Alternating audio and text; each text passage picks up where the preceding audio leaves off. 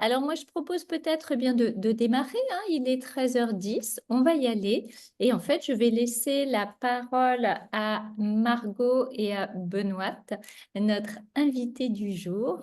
Voilà, peut-être Margot, je te laisse prendre la parole. Bah, écoutez, bonjour à tous. Et puis, Benoît, merci d'être là aujourd'hui pour voilà, être euh, le porte-parole et faire ce témoignage par rapport à ce projet qu'on a mené ensemble. Et c'est surtout ce projet qu'a mené KPMG avec du Map and Match Inside pour accompagner une transformation. C'est vrai que on avait vu, pour ceux qui avaient pu être là, il y a une quinzaine de jours, les différents cas d'application de Map and Match qui vont de l'individuel à la team effectiveness, avec du développement de talent, à des formations d'identification des managers de demain et également la conduite du changement. Alors, pourquoi est-ce qu'on a choisi ce sujet aujourd'hui? Parce qu'en fait, dans les aspects de conduite du changement, on voit que d'abord, c'est une migraine très présente chez les dirigeants aujourd'hui. 90% des dirigeants pensent qu'il y a un enjeu de transformation auquel ils vont devoir faire face. Ça peut être de la transformation liée à la digitalisation généralement de leur business, ça peut être l'intégration de l'IA, ça peut être aussi l'organisation, ça peut être aussi l'organisation du travail, ça peut être aussi l'organisation des métiers euh, qu'aujourd'hui, les RH, effectivement, militent sur l'aspect que l'accompagnement de l'humain est important, mais pourquoi ça? Parce que deux tiers des projets, désolé, voilà, deux tiers des projets de transformation n'atteignent pas leurs objectifs faute d'engagement des équipes. C'est-à-dire qu'on sait bien là où on veut aller, on sait bien euh, la cible, on a peut-être même le chemin pour y aller. En revanche, tout ce qui est enjeu humain, comment est-ce qu'on va embarquer les équipes, comment est-ce qu'on va identifier la dynamique d'équipe, c'est un des sujets qui est clé pour la réussite du projet et qui n'est pas toujours abordé de façon outillée ou en portant d'attention. Et c'est là-dessus que l'équipe de Change de KPMG s'est formée et que plus particulièrement Benoît, avec une équipe, a porté, entre autres, hein, c'était pas du tout le cœur du truc, mais entre autres Map and Match, dans ce projet de transformation. C'était installer une SAP au sein d'une grande entreprise du CAC 40 industriel. Et Map and Match a pu être abordé, a créé de la valeur à trois moments clés de la transfo, en phase de diagnostic, en phase de préparation et en phase de run pour accélérer. Peut-être que Benoît, tu en parleras beaucoup mieux que moi. Et puis, voilà, je pourrais venir en support si besoin. Ça marche. Merci beaucoup pour le début d'explication, en tout cas très cadré et cadrant sur les projets de conduite du changement. Donc, si je continue le tour de table des présentations, donc je travaille effectivement pour KPMG dans une BU qui s'appelle People Strategy and Transformation. On fait de la conduite du changement, on fait de l'accompagnement au changement des projets de structuration RH, on fait aussi des programme de développement du leadership au sein d'une équipe qui représente entre 60 et 70 personnes. Moi, je fais partie de cette entité qu'on appelle plus la conduite du changement, où on mène des projets euh, généralement d'implémentation de nouveaux systèmes. Donc là, on est sur une implémentation d'un nouvel ERP, donc un passage d'un ancien SAP à un nouveau SAP. Alors, même si on passe d'un ancien à un nouveau, il y a quand même des gros changements en profondeur, et je reviendrai sur ça, voilà, à ne pas négliger. Ensuite, on fait bien évidemment de la transformation culturelle. En ça aussi, Map and Match va pouvoir venir nous aider à comprendre davantage les dynamiques humaines. Bon. Voilà, donc moi je suis aussi coach certifié Match en 2024, il me semble, Oui, 2023. Je crois que c'est 2023, parce que c'était le tout début du contrat de la mission, mais je crois qu'on l'a fait dans la foulée. 2023, ben voilà, les années passent assez vite. Et, euh, et voilà, donc on a pu le déployer sur ce projet-là et aussi tenter de le déployer sur d'autres projets. Donc je suis coach aussi, je fais des accompagnements en coaching aussi avec KPMG sur un autre gros du CAC 40. Voilà. Voilà pour mon profil. Si je continue, je passe directement sur le projet.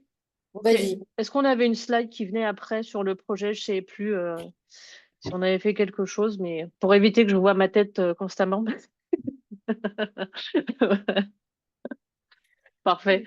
Alors, le projet qui nous a amené à travailler avec MapNMatch, c'est un projet d'implémentation des SAP dans quelque chose qui n'est pas fun, pas sexy, qui généralement n'attire pas les coachs.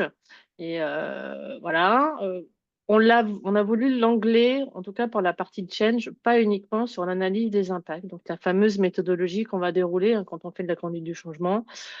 On identifie des impacts, on identifie des populations qui vont être impactées, le niveau d'impact, qu'est-ce qui va changer. Puis avec tout ça, on va construire un plan de change, un plan de formation, un plan de communication, et puis on déroule. Encore une fois, ce chose-là, c'est pas très fun, pas très sexy. Donc, on a essayé de le rendre un peu plus sympa. L'autre sujet était qu'on allait accompagner une population de 400 personnes et qu'on allait commencer euh, avoir un focus sur 70 personnes qui faisaient partie, enfin, qui font toujours partie, hein, l'équipe d'administration des ventes. Puis après, on ira sur l'équipe comptabilité. Donc, on avait 70 personnes à faire bouger, sachant qu'on avait identifié chez eux de gros impacts du changement, de ce changement de ERP. Ils passaient de 2 ERP à oui. Je réponds à la question en parallèle. Oui, c'est moi aussi. Voilà, dans une autre vie avant, j'ai aussi fait ça.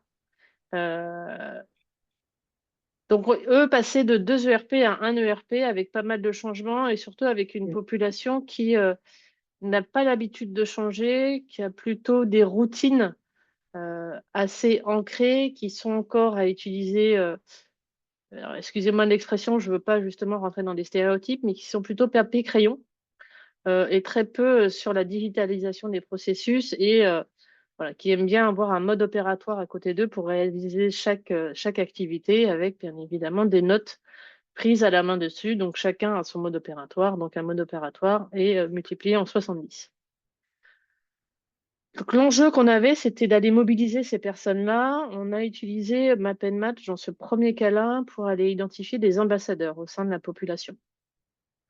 Donc, dans l'approche qu'on a choisie, hein, on allait rencontrer tout le monde. Donc, les 70 personnes, on a fait des entretiens individuels avec eux pour comprendre leur métier, ce qu'ils faisaient, leur appétence aussi au changement, comment ils appréhendaient ce changement-là, comment ils souhaitaient aussi se mobiliser pour ce changement-là. Et en parallèle, on leur a proposé, et non imposé, c'est là où la différence se fait, on leur a proposé de passer le questionnaire MapNMatch. Donc, on a expliqué plusieurs fois, mobilisé les différentes personnes de la hiérarchie pour bien qu'ils soient aussi le relais de l'importance de MapNMatch, de aussi ce que ça va leur apporter euh, d'un point de vue managérial. Donc, on a réussi à avoir cette adhésion-là. Ils ont quasiment tous passé le questionnaire. Je crois qu'on a dû avoir 1 ou 2 réfractaires, mais qui, au final, on a réussi à convaincre l'effet de groupe agissant dans notre sens. Ça nous a permis d'identifier les ambassadeurs du projet. Alors, comment on a réussi à identifier les ambassadeurs? Donc, vous avez vu qu'il y a 5 dynamiques. Et on a fait un travail auparavant avec Margot et Delphine pour identifier sur quelle dynamique et quelle appétence un ambassadeur devait avoir.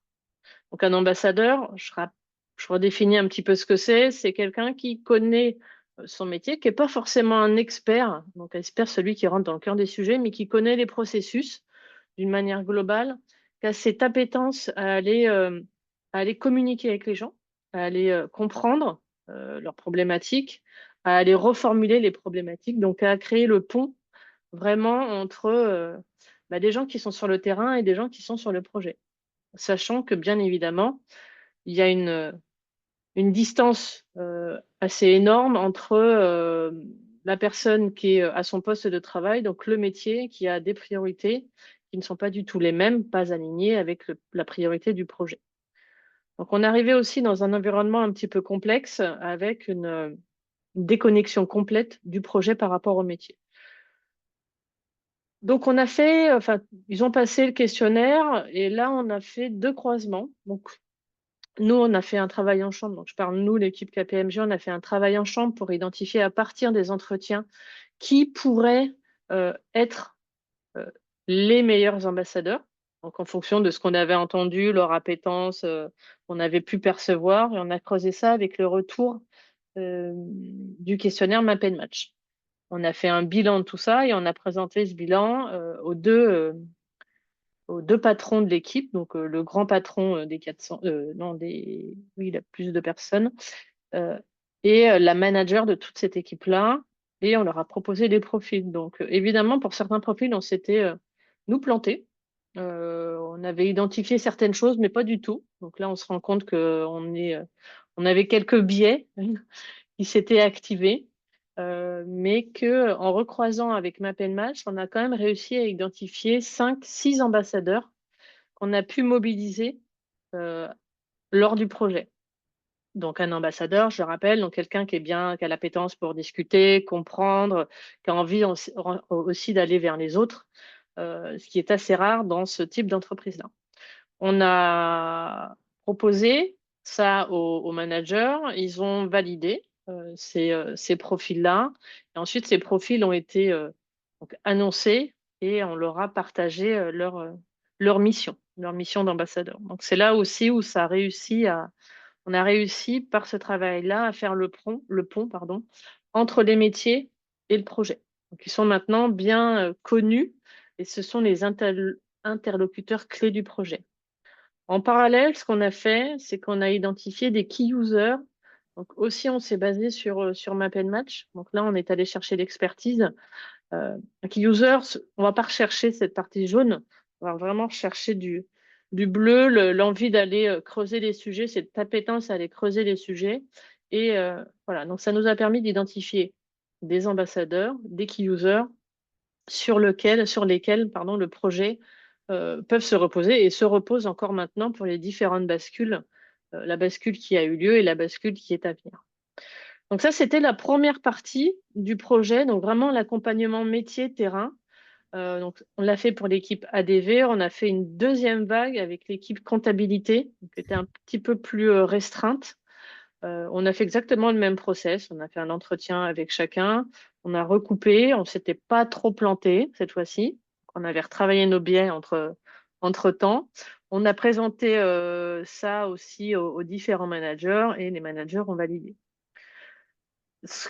On en a profité en parallèle. Moi, j'en ai profité pour utiliser ces retours des questionnaires Map and Match pour faire un entretien coaché, on va peut-être dire, avec chaque patron d'entité pour faire un retour sur les différentes dynamiques de ces équipes. Parce qu'un patron d'équipe comptabilité, c'est 5 équipes comptabilité en dessous. Donc, il y a une boss et en dessous 5 équipes. Et on a pris un temps avec elle pour aller lui expliquer les différentes dynamiques de son équipe, sachant qu'elle avait eu pas mal de turnover, qu'elle est dans une période en entre-deux de cycle, voilà, avec des sachants qui sont partis, des nouveaux qui arrivent, qui sont à former, sachant qu'il faut quand même 2 ans pour être formé sur l'ensemble des processus, même quand on est un comptable et assez dans son expertise. Et ça lui a permis de faire ce pas de côté aussi par une personne extérieure pour lui donner un peu la cartographie de son équipe. Donc, qui est plutôt en lead, qui apporte quoi aux différents moments aussi du projet et qui apporte quoi dans son équipe. Ça lui a permis déjà de s'autoriser à prendre ce temps managérial qui ne prennent pas forcément, et d'avoir un autre point de vue euh, euh, argumenté pour voir son équipe. Il y a des choses qu'elle avait vues, qu'elle avait identifiées, il y a d'autres choses qu'elle n'avait pas identifiées sur voilà, des appétences de chacun. Alors, je pense plutôt à certains qui ont cette appétence pour partir de la page blanche, ça l'a aussi interrogée sur comment elle allait pouvoir utiliser ça. Certains qui avaient aussi cette appétence à remettre en cause certains processus. Alors, quand on est dans le métier de la comptabilité, généralement, on ne remet pas en cause les processus comptables. Mais là, elle s'est questionnée sur le fait de comment je pourrais les utiliser pour, pourquoi pas simplifier certaines procédures qui sont compliquées et pourquoi pas commencer à mener une transformation de cette fonction comptable. Voilà, et on a fait pareil sur l'équipe ADV. Donc, on a eu vraiment ce premier temps assez important et cadrant pour nous. Je vous avoue que ce n'était pas forcément gagné. On est vraiment dans le monde de l'industrie avec euh, très peu de considération pour tout ce qui est humain. Alors, je ne vais pas le dire comme ça, mais tout ce qui est hors process. Voilà, quand on est dans l'industrie, on suit un process et tout ce qui est autour, les appétences, etc., on n'y fait pas trop attention. Donc, on a permis de faire ça et on a réussi à faire la preuve que Map and Match avait vraiment euh, toute sa place dans le développement à la fois managérial et aussi dans l'accompagnement de ce projet afin de comprendre les différentes dynamiques. Nous, on l'a utilisé aussi en parallèle pour aller travailler sur l'équipe projet. Alors, sur ce projet-là, il y a deux projets. Enfin, il y a deux équipes projet. Il y a le projet principal qui, lui, est là pour mener la transformation et faire que l'implémentation de ce nouveau système soit faite.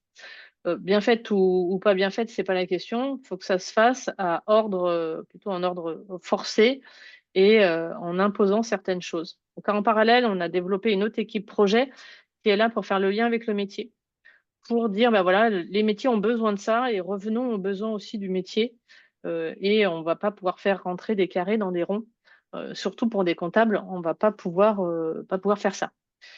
Donc, on a accompagné cette équipe projet, donc une équipe de 3 personnes, où on a vraiment travaillé la compatibilité de leur cartographie.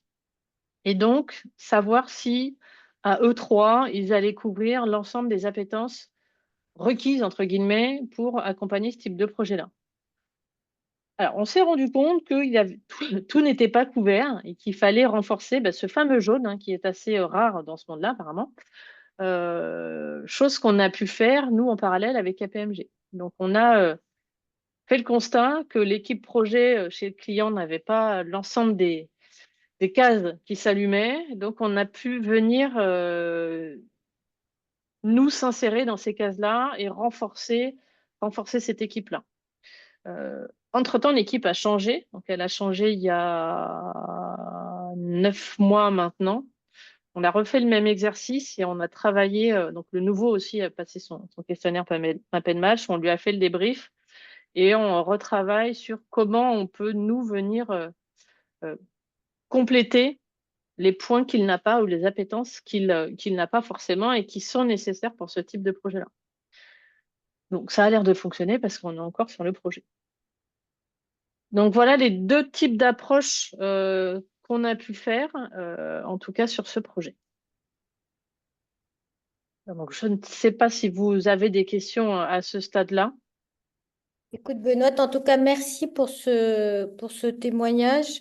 Effectivement, enfin, moi, je me souviens au fur et à mesure de la collaboration. Donc, je rappelle, hein, KPMG a été très vite. Je dis pourquoi très vite? Parce qu'en fait, comme le disait Benoît, et c'est ça, on avait démarré les formations au moment de la signature du contrat. Donc, il y a eu un petit accompagnement au départ, mais après, vous avez vite pris l'autonomie.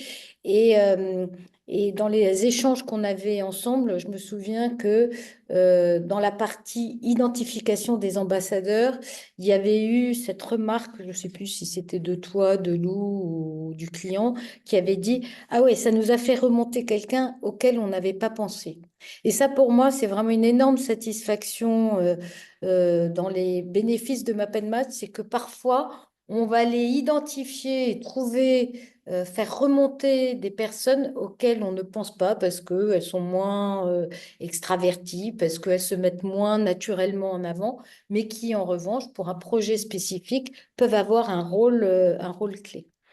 Et l'autre aspect qui avait été aussi intéressant, c'est celui dont tu as parlé, c'est que dans ce projet de transformation, on avait eu ce témoignage de la manager d'une équipe comptable, je crois, qui avait vu son temps individuel où on avait fait ces workshops managériaux que vous aviez portés, et ce temps individuel avait été pour elle un pas de côté, mais aussi une bouffée d'air Mm. dans une machine à laver du change qu'elle subissait plus que pilotait et qu'elle devait en devenir acteur. Et elle était sortie de là, effectivement, avec de l'énergie. Donc, c'était un peu ça, moi, si j'ai du feedback un peu subjectif à donner par rapport à ce projet, c'était ces deux momentum-là. Mais j'imagine que là, j'ai bien pris la parole. Vous avez eu le temps de réfléchir à vos questions, donc à vous.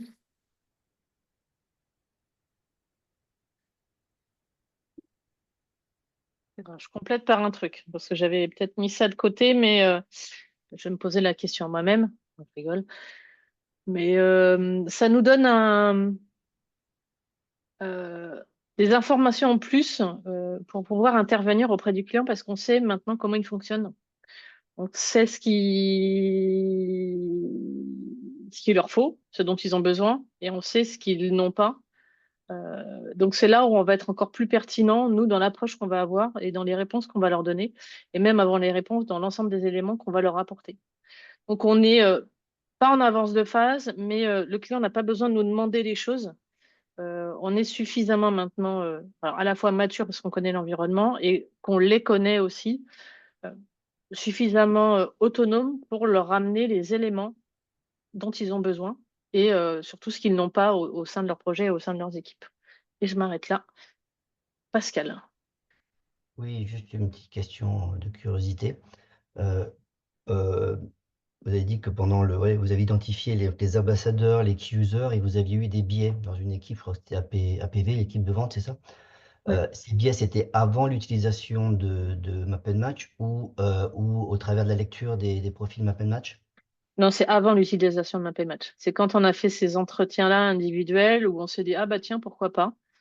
Euh, eh bien, en fait, pas du tout. Pas du tout. Et c'est ces biais-là après, dont on a pris conscience. En disant, on ne peut pas prendre la décision que sur un entretien. Et puis parfois, les gens peuvent se vendre, entre guillemets, autrement que ce qu'ils sont. Et le fait de recouper avec Map Match nous a permis vraiment de boucler la boucle et d'avoir quelque chose de solide vraiment pour prendre cette décision-là et faire la proposition ensuite.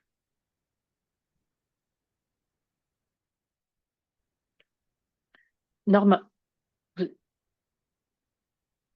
Moi, j'ai deux questions. Donc, si j'ai bien compris, vous avez fait des entretiens individuels avant de leur faire passer le test Map and Match et après, vous avez fait passer le test. Oui. Donc, en fait, ma question, euh, après les tests Map and Match, est-ce que vous avez fait un débriefing et des entretiens individuels? Alors, ils ont tous eu un débrief individuel de D'accord. leurs résultats Map Match. Ouais, parce qu'en fait, lors du débrief et du résultat Map and Match, en fait, pour moi, c'est une séance de coaching qui est très intéressante en le faisant parler. D'accord. Donc, vous avez fait les deux. Ça, c'était la première question. La deuxième question, donc là, J'interviens juste un instant, Norma, sur ce point. Il y avait eu, moi j'avais assisté aux réunions avec les demandes clients en amont de sa prise de décision, j'intègre ou pas ma peine match. Et le client avait une vraie migraine, un vrai sujet qui était celui de accompagner au poste. C'est-à-dire d'avoir il était dans une population, il imaginait une telle résistance qu'il avait vraiment envie d'accompagner main dans la main chacun dans le projet. Je crois que c'est comme ça qu'on peut le dire, Benoît, ou pas? Oui. Voilà. Et donc, il y a eu cette démarche et cette décision d'investir dans un profil et dans un débriefing et d'y aller sur des lots de petite taille. D'accord? 70-80 personnes sur des lots de petite taille. Il est arrivé dans le projet que je vous avais présenté il y a 2 mois ou il y a un mois on est allé sur 250 et après 600 personnes directes. Il n'y a pas eu 600 débriefings. Il y a eu des débriefings sur des personnes qui étaient clés, qui allaient avoir un rôle clé. Et après, il y a eu plutôt des temps collectifs pour le débriefing. Donc, cette notion de débriefing, il faut la jauger. Il ne faut pas considérer que c'est un impératif pour le projet. Il est impératif pour certains acteurs, dans certains contextes, mais vous pouvez l'adapter en fonction du budget et du sujet adressé. Ouais, non, certes, certes. Simplement, je dis par rapport à des acteurs clés, la séance de débrief avec ce qui va avec, elle est assez importante parce que elle permet et pour le coaché et pour la personne qui va prendre des décisions, elle amène énormément de choses. Ouais. Ça, c'était ma première question. Ma deuxième question, ça concerne, donc en fait, si je comprends bien, vous, KPMG, vous intervenez chez un client final, c'est ça? Oui, Voilà. oui. Ma deuxième question, est-ce que le client, lui, il a souhaité se doter de connaissances de gens qui certifiés Match qu'ils font? Est-ce que cette démarche a été après, ou elle va être déployée ailleurs? C'est par rapport finalement, au vu des résultats, quel est l'impact chez le client? Alors, la deuxième question, déployer ailleurs, pour l'instant, non, parce que moi, on n'est que sur la partie finance et on reste là, sur ce sujet-là et on avance en parallèle sur d'autres sujets. L'approche a été présentée. Je ne vous cache pas que c'est un travail assez ardu de leur faire travailler cette partie-là et leur faire comprendre que ça avance. Donc, je ne perds pas espoir, continuer à le faire. Et la première partie de la question, je l'ai oubliée, bien évidemment. C'était, est-ce que le client a souhaité se doter lui-même d'une ou deux personnes qui connaissent bien Match, certifiées Match, à même de peut-être débriefer ou autre? Est-ce qu'ils ont pris une place? Parce que avec ces volumes-là, ils ont pris une plateforme. Peut-être c'était. Ils ont, oui, il y a eu cette plateforme-là. Après, ils n'ont pas pris une personne dédiée, sachant que moi, je suis certifiée. On est aussi 4 dans la BU à être certifié Match et donc on a suffisamment les compétences pour venir débriefer ensuite chez eux, Mais s'il y a dis-donc, besoin.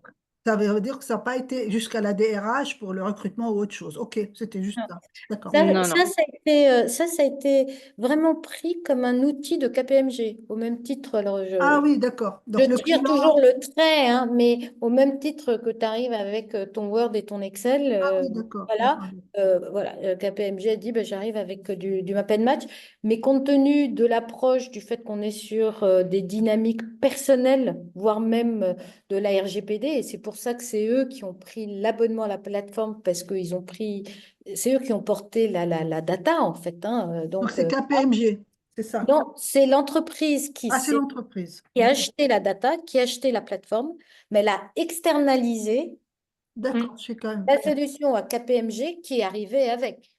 D'accord. Voilà. Ok, merci.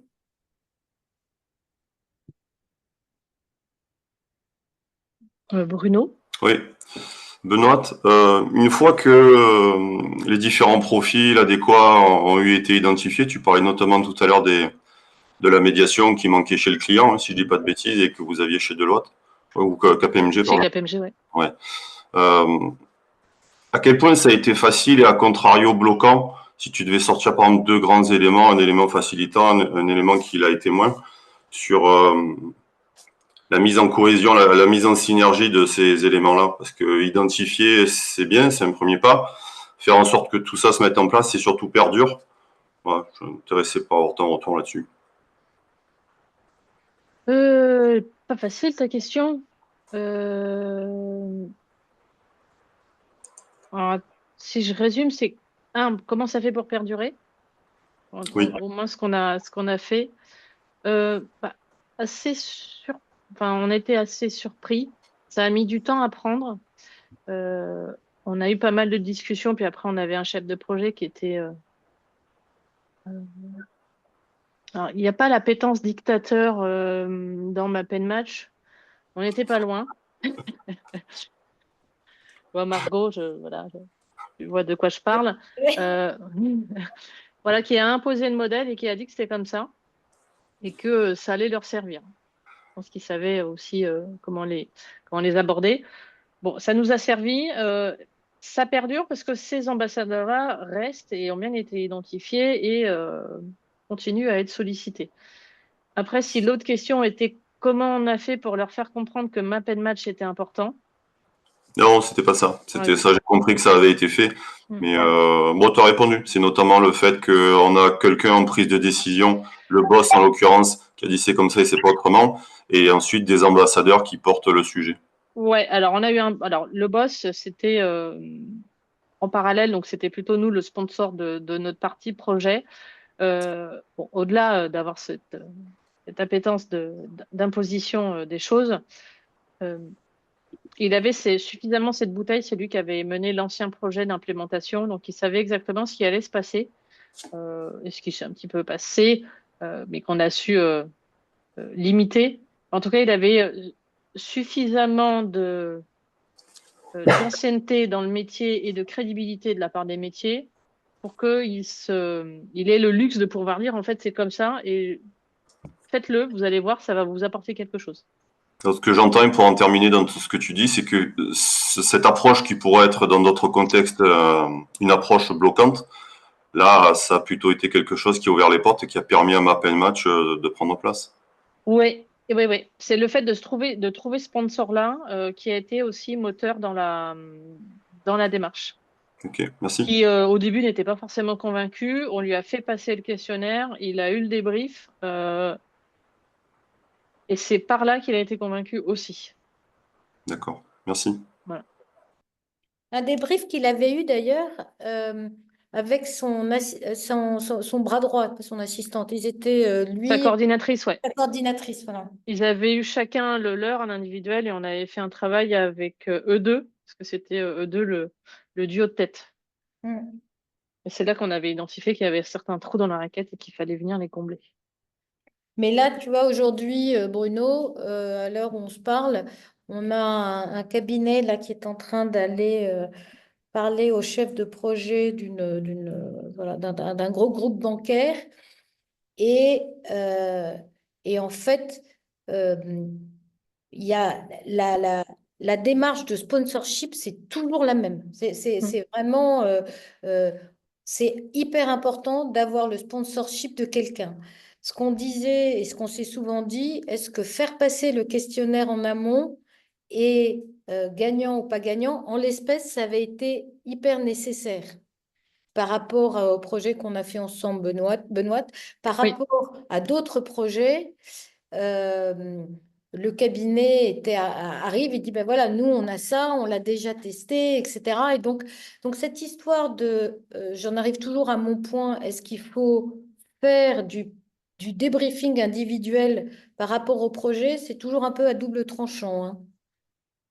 Il faut sentir quand est-ce que c'est l'élément qui est bloquant ou pas bloquant. Là, c'était l'élément qui a permis de débloquer. Mais je me souviens, on y avait été assez fort parce que sur ce projet-là, il y avait quand même un enjeu entre lui et sa coordinatrice, un enjeu de collaboration. Et on avait mis les pieds dans le plat. On aurait pu se faire on aurait pu se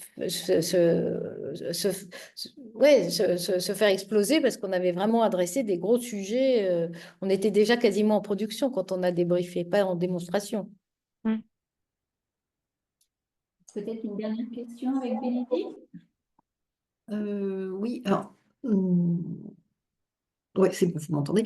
Alors justement, voilà, il y a des questions qui sont venues sur comment rentrer, mais là, on a pas mal tourné autour du sujet. Donc, et celle que j'avais, c'était par rapport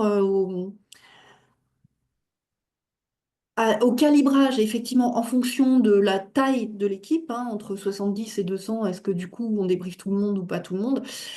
Néanmoins, je pense que la politique que vous adoptez, si des personnes sont demandeuses d'avoir le débrief du profil, alors que dans l'offre que vous avez faite, ça ne figure pas pour des questions économiques. Enfin voilà, on peut, notamment pour des questions RGPD, celui qui a passé le test, enfin, voilà, s'il veut son débrief, qui est peut-être rare parce qu'il y a peut-être effectivement des effets de masse, des effets de communication, notamment si le leader est très fort et dit non, ce sera comme ça et pas autrement. Mais enfin voilà, en termes éthiques en général, quand on fait passer des questionnaires aux personnes, on leur doit, entre guillemets, la restitution. Donc comment vous faites quand il y en a un ou deux ou quelques-uns qui les demandent?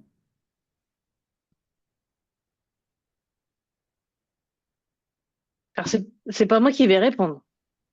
Je vous Vous laisse la n'avez pas main. eu le cas? Il n'y a pas eu de demande particulière? Nous, on les avait vendus dans l'offre. En- On avait dit Écoute, 70 questionnaires, 70 débriefs.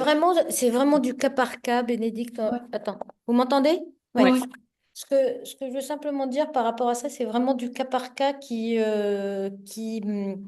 s'analyse par rapport au contexte et aux besoins. Tu vois, on a parlé de changements depuis plusieurs COFI.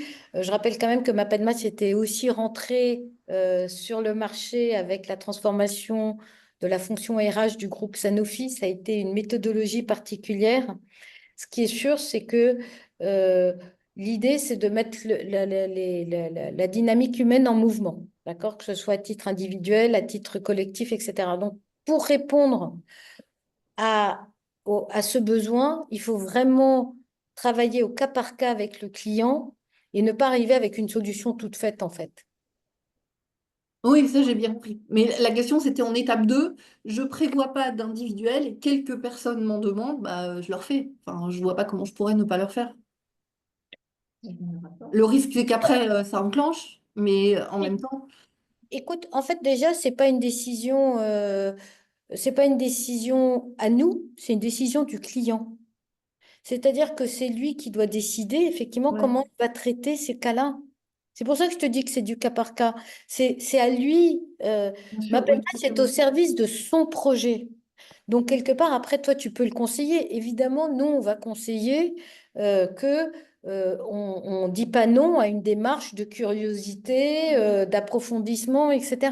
D'accord?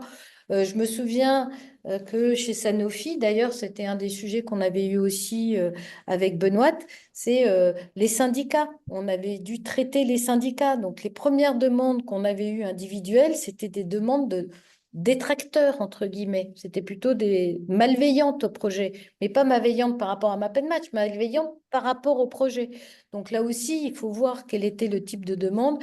Et la réponse avait été faite d'abord aux syndicats au niveau global.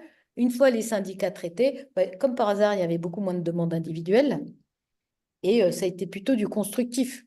Les demandes individuelles, tu peux aussi les prendre en viralité, t'en convaincs quelques-uns et puis après, tu les mets porte-parole.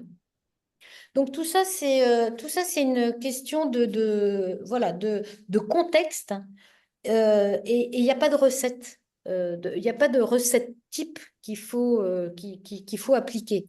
En tout cas, ce qui est sûr, c'est que pour une mise en mouvement, pour aller identifier des acteurs clés, pour apporter le fonctionnement d'une dynamique globale et donc faire du conseil en disant faites attention à ces points-là spécifiques, pour donner à des acteurs clés des éléments en plus pour qu'ils jouent un rôle dans une animation, dans embarquer leur équipe dans un projet, c'est hyper important. Des briefings individuels, il n'y aura pas de projet de transfo avec zéro débriefing individuel. J'y crois pas. Les acteurs clés, tu en as toujours. Mhm. Après, les autres, sur un projet de 600 personnes, c'est pas toujours possible de faire 600 débriefs. Alors, Norma, rapide, dernière des Très, dernières. très rapide. Justement, euh, dans la mesure où il peut y avoir des mouvements dans les projets. Quand il y a des mouvements d'acteurs clés pour recruter, pour les remplacer, vous refaites le test Map and Match. Nous, pour les recruter, C'est-à-dire sur quand le des projet. acteurs clés chez le client vont bouger, vont arriver. Oui. Est-ce que c'est prévu de dire, écoutez, en changement d'ambassadeur, enfin des acteurs clés, il Oui. faut repasser. Alors, les ambassadeurs sont stables sur l'équipe, la première équipe. Il y a pas eu de mouvement. Les nouveaux arrivants, quand on en a eu sur la comptabilité, ont aussi eu leur questionnaire Map and Match et un débrief derrière, puis ont été intégrés au débrief collectif. Et le nouveau chef de projet qui est arrivé là, c'est sur la mission a aussi eu son questionnaire Map and Match. Donc oui, effectivement, les nouveaux qui arrivent, alors là, il n'y en a pas beaucoup, on n'est pas sur des gros turnovers dans ces équipes-là. Oui, ils bénéficient de Map and Match. Merci. Ouais, parce que une équipe, quand ça change, la dynamique change. Oui, oui, là, on n'est pas sur des gros changements. Il y a eu des départs. Par contre, il y a eu très peu de candidats arrivés. Et effectivement, dès qu'il y en a un qui arrive, on lui fait bénéficier. Merci. Ok, merci beaucoup. Ben, merci, un grand merci à Benoît pour... Ah oui. Est-ce que vous m'entendez? Oui, c'est bon? Alors, un grand merci à Benoît pour ce partage. Merci pour les questions qui ont pu ben, nous aider à avoir les points nécessaires en éclairage. Alors, je vais passer la parole à Aurélie, mais avant ça, vous me connaissez, petite photo, parce que sinon, après, tout le monde s'en va et j'ai pas le temps de faire la photo et c'est la cata. Donc, là, hop, hop, est-ce qu'on est tous et toutes bien au top de notre top? On y va, donc je fais la photo à 3. Je vais compter comme ça, on On est est en partage d'écran. sûr. Pardon? Vas-y, Allez. on est en partage d'écran. On n'est peut-être pas en plénière. Si. Non, mais c'est comme ça. Je crois que c'est comme ça qu'Aurélie aime bien avoir son. Ça va aller comme ça. Regarde, je laisse Aurélie comme ça. Allez, 1, 2, 3. Oh, j'en refais une parce qu'on ne sait jamais si on n'avait pas assez souri. Voilà. Et voilà, vous êtes merveilleux. Et je donne la parole à Aurélie. Bonjour à toutes et à tous. Rapidement, je vais vous faire un petit tour des nouveautés plateforme. Donc, premièrement, on a amélioré l'export des données utilisateurs d'une entreprise. Donc, pour cela, je vais vous faire une petite démo sur notre espace de démonstration. Donc, pour exporter les données utilisateurs d'une entreprise, vous allez rechercher votre entreprise soit dans la barre de recherche directement, soit dans le menu entreprise. Voilà, vous sélectionnez l'entreprise pour laquelle vous voulez exporter les données. Et une fois sur cette interface, vous cliquez sur les 3 petits points en haut à droite, puis exporter. Donc, plutôt simple. Vous avez le fichier Excel qui se charge automatiquement sur votre ordinateur. Et je vais vous montrer rapidement un petit peu les champs d'export qu'il y a dans ce fichier. Alors, hop.